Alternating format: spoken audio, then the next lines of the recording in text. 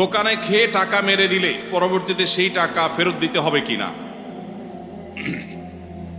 দোকানে খেয়ে যদি টাকা মেরে দেন সেই টাকা আর ফেরত দিতে হবে না যদি দোকানদার আপনার বাবা হন।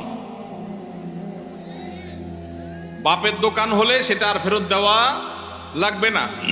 প্রশ্নটা যেহেতু এমন স্টাইলে করেছেন যে দোকানদারের খেয়ে মেরে দিলে আর টাকা দিতে হবে কিনা, আবদারটা মামুর বাড়ির টাইপের হয়ে গেল।